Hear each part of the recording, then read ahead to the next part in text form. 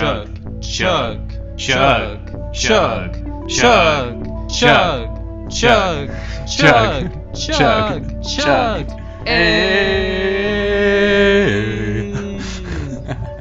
Hello everyone, and welcome back to the Wizard Staff Podcast. I am your host Blake.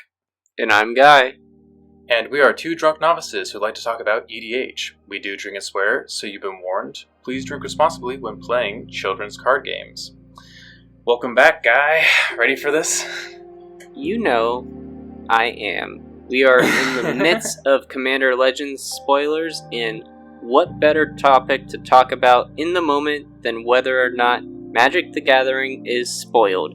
Which I already know is a very clickbaity title, and you're probably wondering, what does that mean? But tonight we're just going to be talking about how a spoiler season affects the Magic the Gathering player base. Right, and just kind of talking about like the weird dynamics that spoiler season kind of creates and the expectations we have as players and how that kind of interacts and creates really weird situations. And I just think it's an interesting topic to kind of just like sit back, drink some, and shoot the shit with. Yeah, it is totally a good time to do this. We are probably going to be in the eye of the storm in about a week and a half when all of Commander Legends is out and we are just drinking a shit ton and, talking about cards. Yeah, those will be our next few episodes. Will be the set review of Commander Legends. But until then, we're gonna just keep kicking back and talk about this. But before we do, real quick, Guy, what are you drinking tonight? I just took a big swig.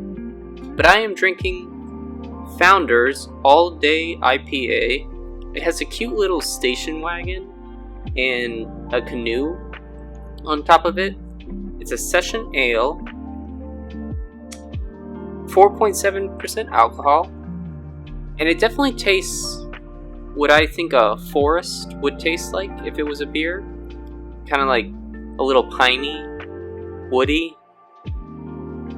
Like Engelmann spruce or lodgepole pine or red cedar. Exactly, Blake. You know me. I know all the trees. An arborist. Oh yes.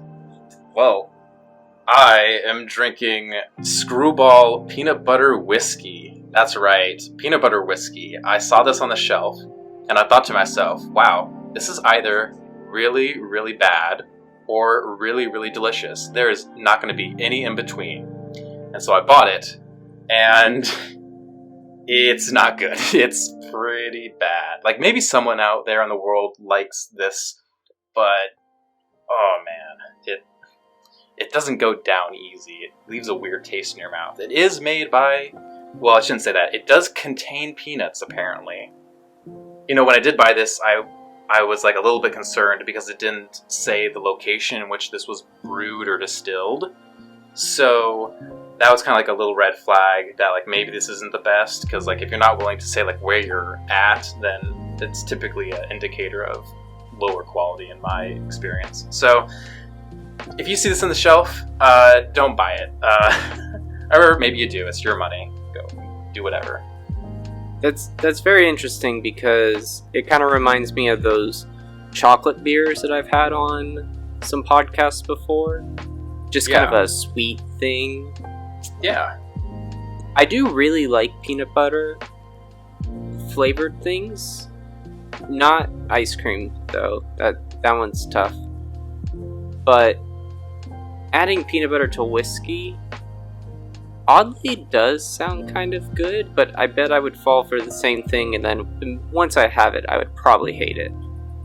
Oh, my bad. It does say the location. Mira Loma, California. Oh, shit. So, but it still tastes bad. It still tastes bad. Alright. And before we start talking about spoilers, kind of, we do have our Ristic Study giveaway. We're still sitting around the 170-ish mark on YouTube, and when we hit 200, we will be giving away an altar of Ristic Study with the Lo-Fi Hip Hop Chill Girl. So if you haven't already, go and subscribe to our YouTube channel. Likes, reviews, those kind of things help out a lot. But we hope you enjoyed the show regardless, and alright, let's just get into our main topic. So, how does the spoiler season affect us as a Magic the Gathering player base? Right, so like, spoiler season is like a pretty unique part of WotC's marketing strategy, right? It's like typically like 2 to 3 weeks before the set even releases, and cards slowly get like revealed to build up all this hype around the set. And nowadays, WotC makes a schedule with content creators, whether they're doing like podcasts or Twitch streams or YouTube channels or whatever, who then reveal their preview cards. Maybe they have multiple cards, maybe they just have one on the scheduled day that they're allowed to, so that together they form this like constant stream of spoilers.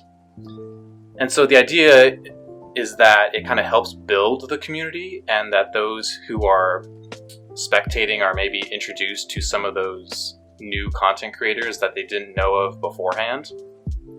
In addition, WotC publishes articles which includes images of like new cards, details of the new mechanics, the possible new rules interactions, and any possible rules changes that come with these new cards.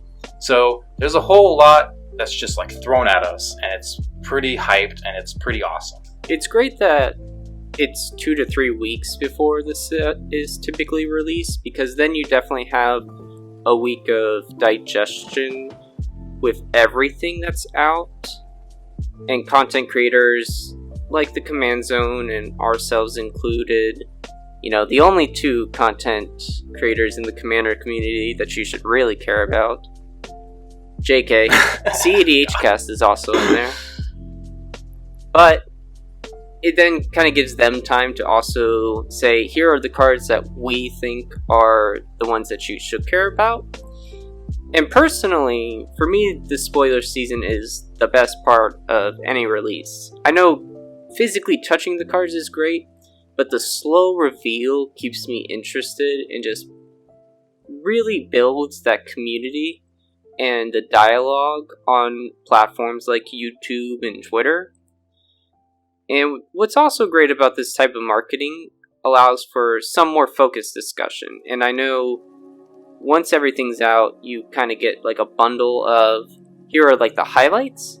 But as cards come out, you can then kind of cater more focused discussions. If something interests you more so than something else, you can choose when you want to participate. If all the cards were released at once, at least, for me, I would just be so overwhelmed. I would not be able to do anything else. I would probably be fired from my job, because I would just be like looking at cards for 3 days straight, trying to understand like everything. Yeah, like if 200 cards just like suddenly like dropped on me on one day, I'd just be like, oh my god, there's so much to look at, and like I don't have time to process it all, and like there's a good chance that certain cards will just like quickly become overshadowed by like the top 10 like hyped cards that people eventually sift through, right? So with this method, you really get to like see a card and like really think about it for like at least a couple hours versus, all of this just being dumped on you.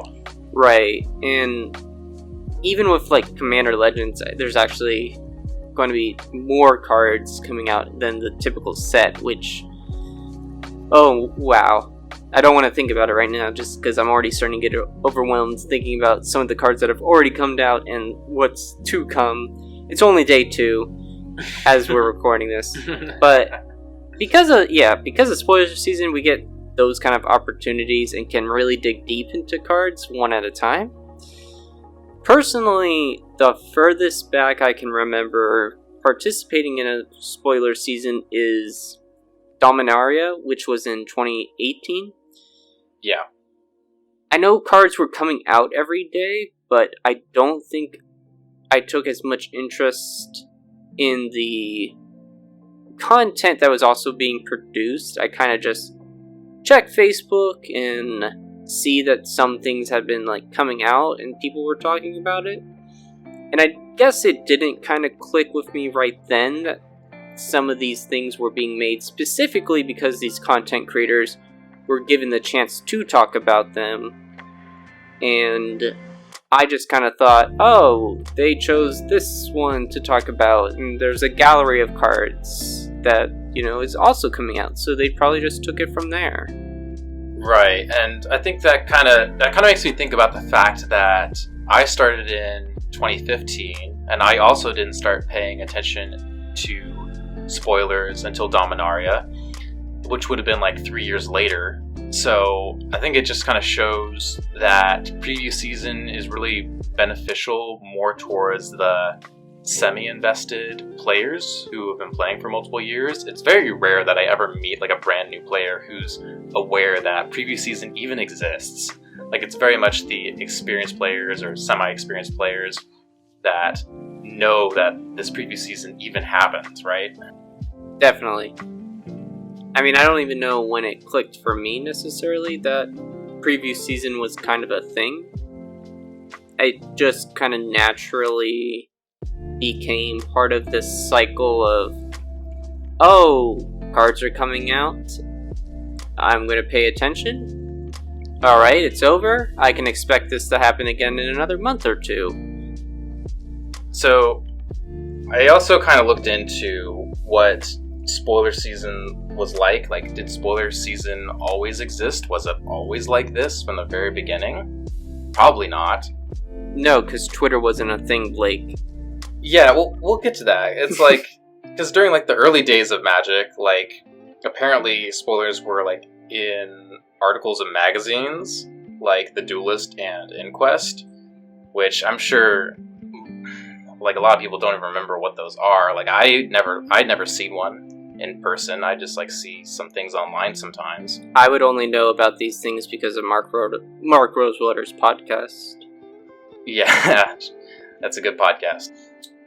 And then there were also like some really old websites, well, old nowadays, but there was like MTG News and MTG Salvation, which were like the websites for finding spoilers. But these have basically been replaced by like Reddit and Twitter and like a bunch of other places that you can find spoilers. Time rests for no one, I guess.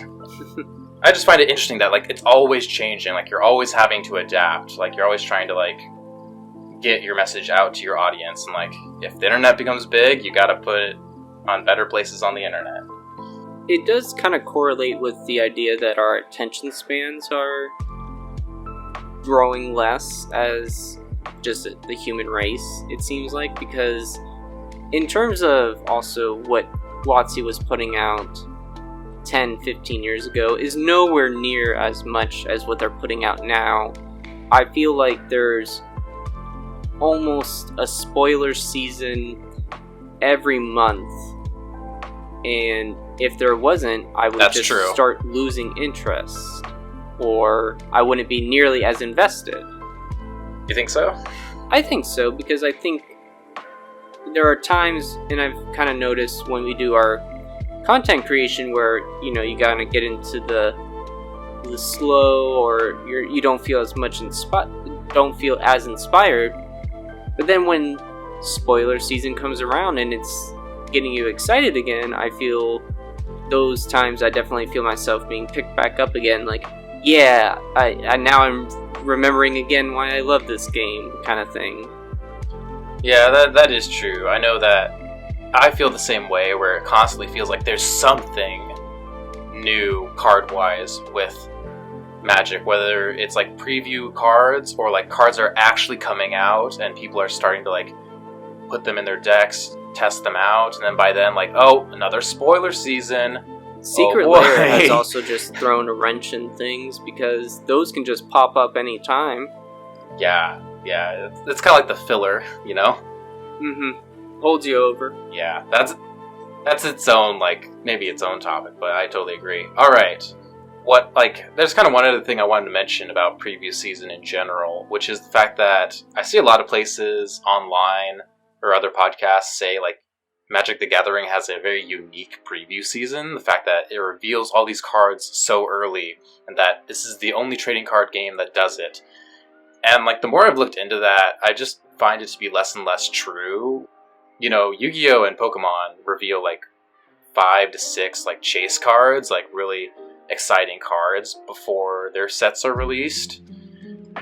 But an even better example would be like Hearthstone reveals some of their cards early, and then like content creators reveal some because they're in contact with Blizzard, the people in charge of Hearthstone.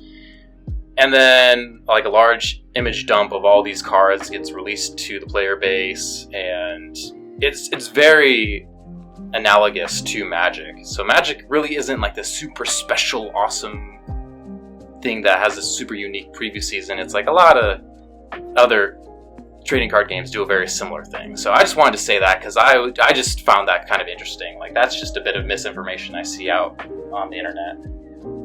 Magic may do it the best, and from what it seems like it definitely does.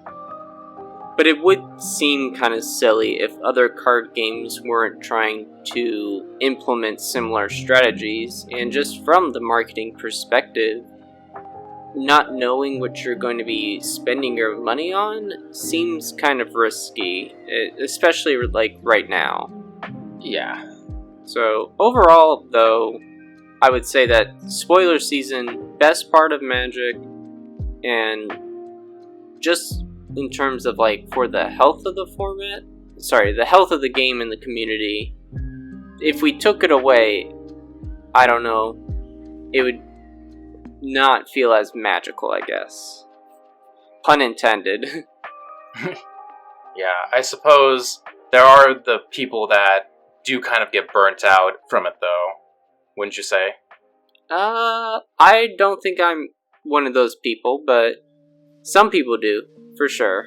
I see it a lot. People just kind of get oversaturated. Like, your player base can only receive so much information before they're just like, oh my god. I think we have pretty high thresholds, but I definitely see other people online where they're just like, I can't handle this anymore. I need like a 2 or 3 month break from all this.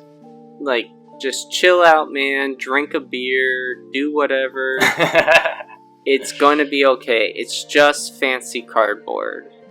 That is very true. Sometimes shiny, curled cardboard. Alright, we're going to move into the second third of this episode. We kind of divided it into 3 different sections, and this section is talking about leaks. You thought we weren't going to talk about it? Sorry, we're going to talk about it a little bit.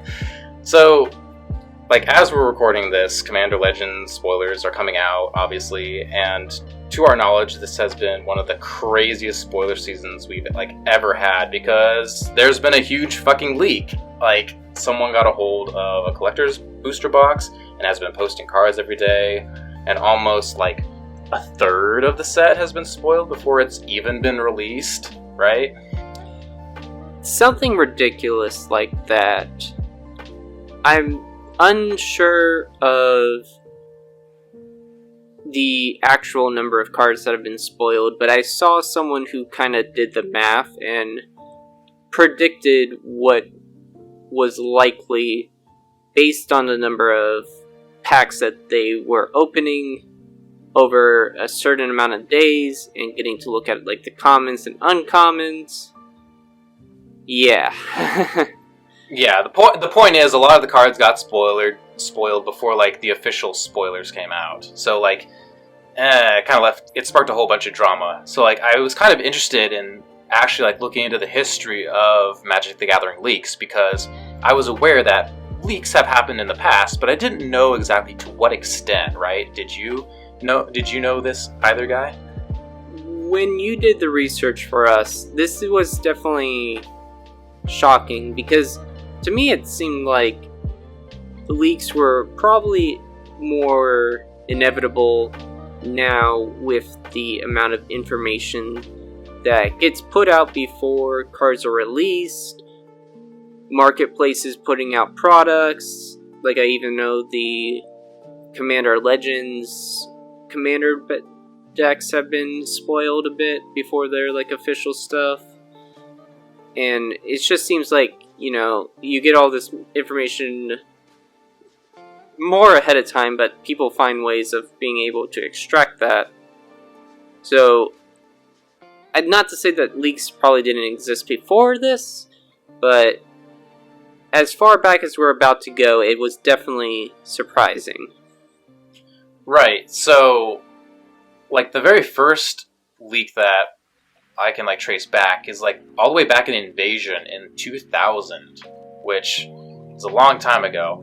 And then, I'll just go in order here, like, there were more in Odyssey in 2001, Judgment in 2002, Time Spiral in 2005, Conflux in 2008, New Phyrexia 2011, Oath of the Gatewatch 2015, Shadows over Innistrad 2016, Eternal Masters 2016, Amonkhet 2017, Ixalan 2017, Dominaria 2018, Corset 2019, interestingly enough, in 2018 as well, War of the Spark 2019, Theros Beyond Death in 2020, Ikoria Lair of Behemoth in 2020, Commander Legends Where We Are Now in 2020. Like, that's just a lot more than I fucking thought there was. Like, it seems like WotC can't go more than like 4 or 5 years without having a spoiler. Or a leak, a leak. Yeah, and if you notice, as Blake was going over those dates, but it did become less far between the dates as he went on. When we got to 2020, as he just said, we've had 3 different sets have some sort of major leak beforehand. I remember when Theros Beyond Death earlier this year seemed like a pretty big deal. Yeah, like, early on it's like maybe once a year or once every 3 years, and now, most recently, it's like multiple times a year. This is... yikes. I'm not really quite sure what the reasoning is. I don't know if just like the flow of information, like with the internet, is just becoming so much more easy. I think that's probably it. That definitely seems like a likely culprit.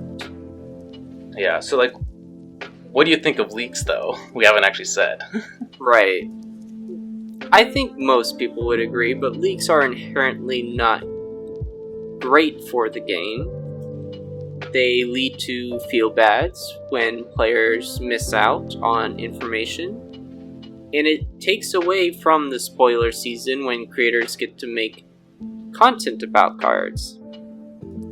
I do find it a little silly that people think WotC is doing leaks sometimes intentionally as like a guerrilla marketing tactic, because I think that's just them trying to say, oh, well, WotC's doing this because it's trying to take away from some bad press that just happened, and we did just have this whole Walking Dead secret layer thing go on, and then Commander Legends stuff started coming out.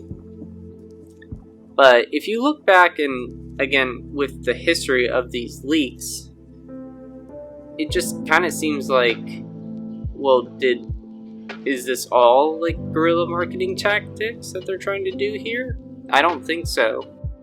I don't think so either. Like, WotC's put out multiple articles and multiple statements explaining why they think leaks are bad for the health of the game in general.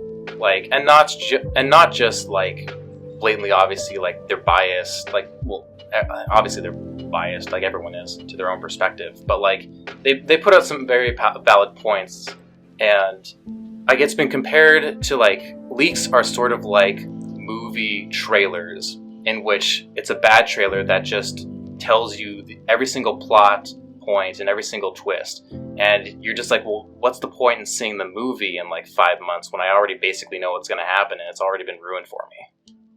That's a good way of thinking about it. That's not something that I would have thought of as a direct comparison, but I definitely see what you're trying to say there. And also kind of what you're saying about the guerrilla marketing, yeah, that's just some real like conspiracy level bullshit in my opinion. Like, I know companies are capable of like some shady stuff, but it doesn't really make any sense given like WotC's stance on it. I don't really take much consideration into that. I'll just say this, like, officially on the record to anyone listening, like, Guy and I have chosen like not to talk about any leaks ever here on the Wizard Staff podcast. It's just like, in our opinion, it seems kind of like unprofessional. I know, wild, unprofessional, the guys who swear and drink on a podcast, crazy. but we actually do have standards. Wow. Like, we also just, like, don't want to, like, risk spreading, like, fake leaks, which has happened before, or spread, like, any incorrect translations of cards, which has happened a lot. So we just don't want to, like, risk it at all. Like, I like to think that we're patient people who are, like, we can chill and, like, calm down, or, like, in the face of drama. Yeah. I mean, I agree that it does seem unprofessional. Whether or not you agree with that, whoever's listening or other content creators, feel free to disagree. But another big part of, like, why we don't want to share leaks on the podcast, I think, has just also been to a lot of the things that we've been speaking about, where, you know, this preview season is definitely focused around some of the content creators, and with us sharing those leaks and getting the information out, like, as soon as we can, just to kind of feel relevant and take away from someone else's opportunity, I don't want to create any, like, harmful feelings towards other people or take away from that chance. I mean, I know we've never gotten a preview card, but if something like that were to happen to us, I would kind of feel bad that it's like, okay, well, what's the point in us kind of now making this content if someone else has taken that opportunity away from us? Yeah, we feel the same way. So, Guy, I kind of have a question for you.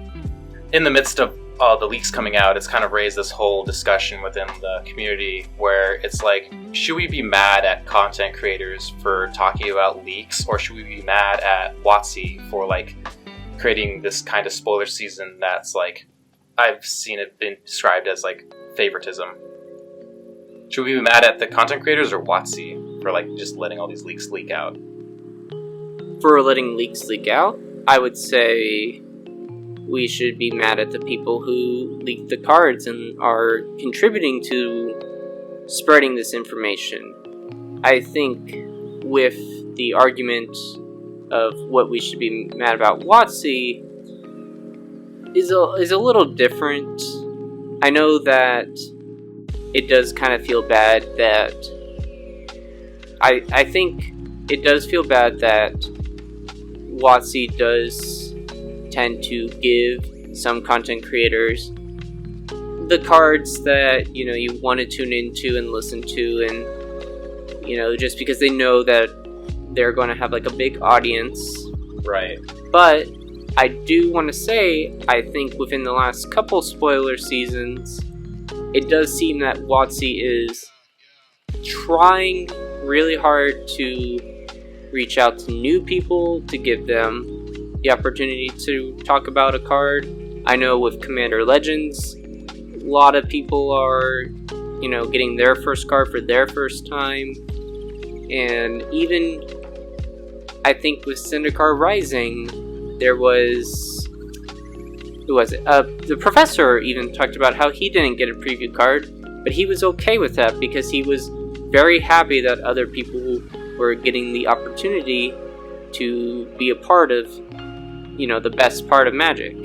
Because, I mean, preview season is more so about the gathering of Magic, and I think now that WotC is kind of realizing that, and, you know, realizing that they can definitely try and build some better PR through this. Right. I see why people feel mad, but let's be angry at, you know, the content creators and the people who spoiled the content, not so much WotC. Yeah, I think if WotC gave the exact same group of people spoilers every single season, then I think you could make the claim that they're favoritist.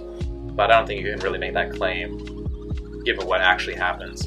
And yeah, in terms of the content creators spreading leaks, just like I get it, like, everyone wants to talk about it, like, once information is out, it's out there, but, like, I do think, like, content creators have a certain responsibility in, like, choosing whether or not they want to spread that kind of information. And, like, I don't know, like, when I see leaks unblurred in the thumbnail of one of the most popular Commander content creators on YouTube, I'm just like, oh my fucking god.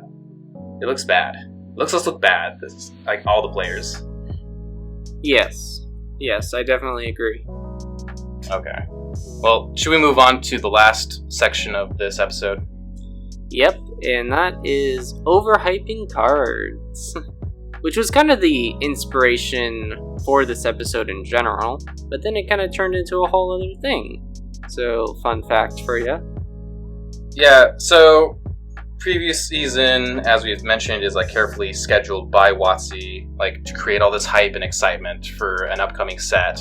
And overall, this is a good thing. Like, you want your players to be excited about your card game. Otherwise, the players are just going to get bored of your game and like stop playing it, and then the game's going to die, and like that's not really good for anyone, is it? So it is sort of like a necessary thing to create hype. Like, I know hype kind of has like a negative connotation to certain people, but like it's kind of necessary. Otherwise your card game's going to die.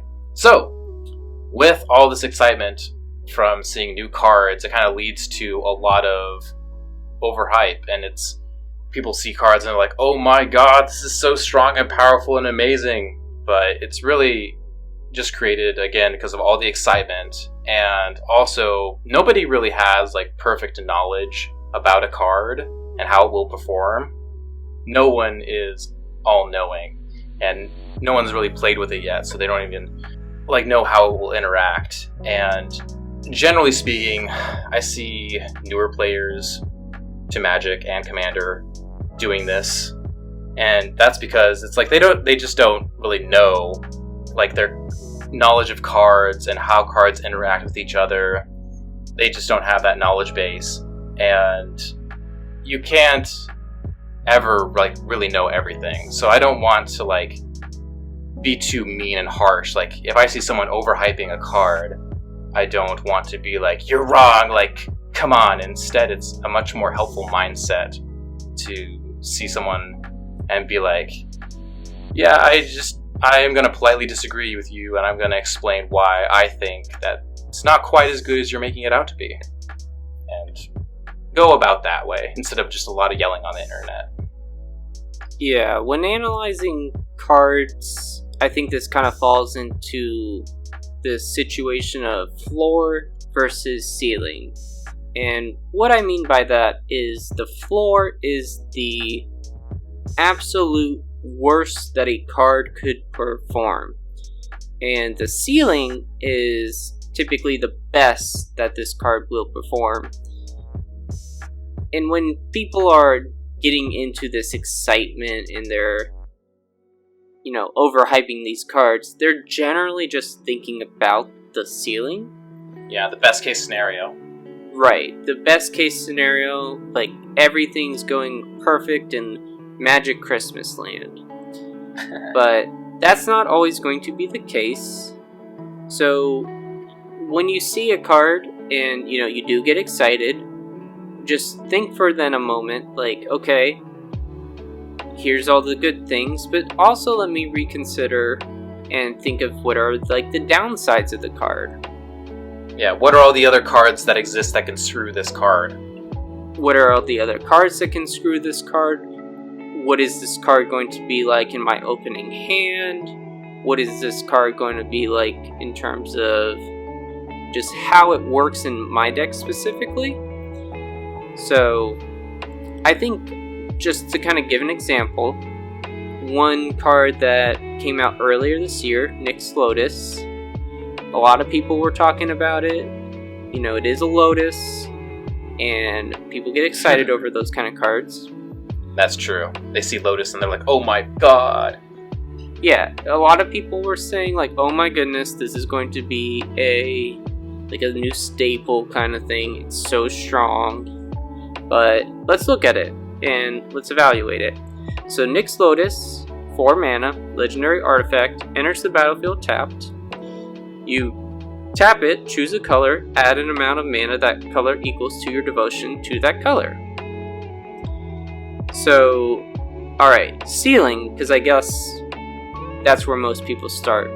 So it'll tap for more mana than what it's worth. So 4 or more.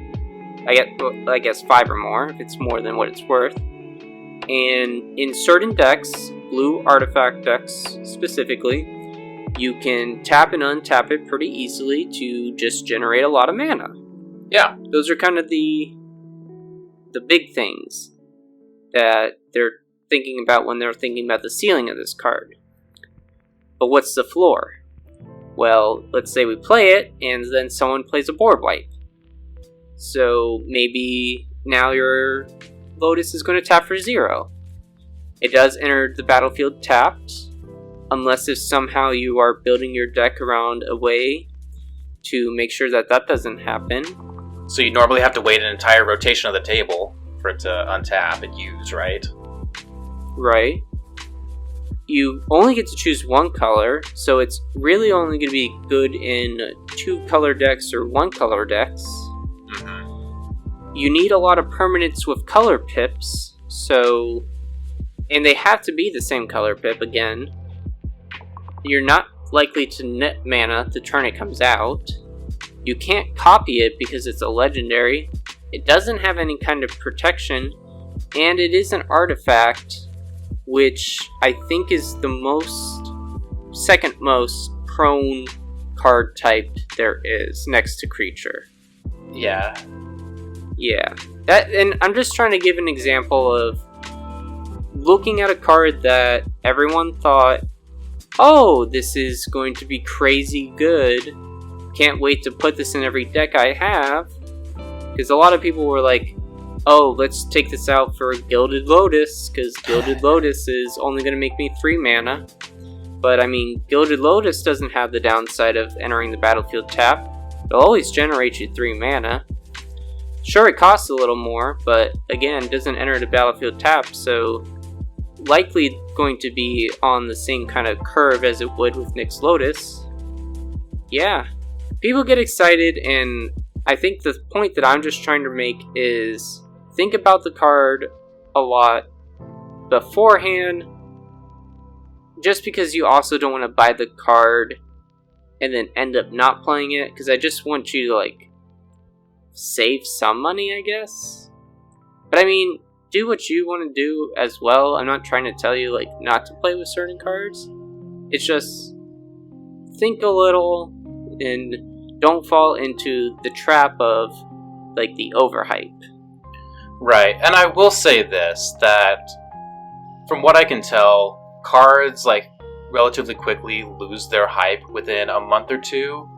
I remember specifically with this card, Nyx Lotus, that a number of content creators finally came around, like, maybe 2 or 3 months later, and were like, yeah, I playtested with this card, and it just never made me more than, like, 3 mana. It's so not worth it. And I remember, I'm just like, yep, it took around 3 months. Yep, sounds about right. And that happens with a lot of cards, typically. And even before we did this podcast, we double-checked, and it only shows up in about 2% of decks. Which, for what is going to be, quote-unquote, a new staple in Commander, 2% is not a lot. And it's not even that the price barrier is keeping the players from playing this card, because I think it sits around $5 right now. I'm surprised it's that expensive, yeah. Yeah, you'll hear stuff like, oh my god, Lithoform Engine is the next Paradox engine, it needs to be banned. Then that quickly stops after maybe like a month or two. And then you'll hear stuff like, oh my god, Thieving Skydiver is an auto-include in like any deck running blue, which is just blatantly not true, and then in a month or two that dies down. But it's like that sort of stuff that you'll hear all the time, and it's just like, alright, like, I think you're just kind of caught up in the excitement, and again, I think it's important to remember, like, overhyping is kind of inevitable. It will always exist. I think the best way to kind of approach it is kind of understand that it's not something to be solved because it can never be solved, and instead you should just kind of like lean back and kind of like laugh at it and just like move on with your life. Right. And we can't, you and I, Blake, I feel like definitely in some of our earlier content we've kind of fallen into this trap too. So, I mean... Oh yeah. Everyone is guilty of it for sure. Yeah. We just try to minimize it as much as possible. And as we do this podcast longer, as we learn more about Magic, I feel like we're getting better and better about it, giving all of you listening better advice. I agree. And I think something that right now that you and I are in agreement with is that these modal double-faced cards with the lands are kind of overhyped at the moment, and it'll be really interesting to see if they, are just hyped up way more than they should be at the moment, because who knows what it'll be like in, a couple months where they almost become irrelevant. And I mean, if you look at other content creators' reviews, you do realize that they kind of do the same thing. I do think people are finally starting to properly evaluate them in that they're good specifically in monocolor decks, in which you kind of look at them as like utility lands almost. They're also kind of okay in 2-color decks, but once you start getting 3 or more colors, they're not worth it. Unless you're on a budget or something. Right, I agree. So, but what I was just saying was like, if you go back and watch some old, reviews of a set, just to kind of like see what was kind of like the thing then, they probably will also call out 1 or 2 cards as being like, yep, this is it, this is the card. But then you stop and think, okay, I'm 2 years in the future, and I don't think I've ever seen this card actually played, so... You could say, 1, you don't play enough, but let's be honest, if you're as invested in the game as we are, you're probably going to end up seeing whatever card they talked about eventually, unless they were wrong. Most of the time, they were probably wrong. Yeah, I'd agree with that. Do you have any more final thoughts as we wrap up here? Opposition Thief, though, is going to be the next big thing. Oh my god. No doubt about it. Save it for the review. Yeah, just so to give some context, I guess. I'm sure you've seen it by now, but it's the new Black Rogue card that came out today for Commander Legends. So good. Yeah, it's a spicy meatball. Yeah, we'll talk about that in the next episode. Cool. All right, everybody. Thank you all for listening. We are the Wizard Staff Podcast. Look forward to our next episode where we overhype every single fucking card without hesitation whatsoever.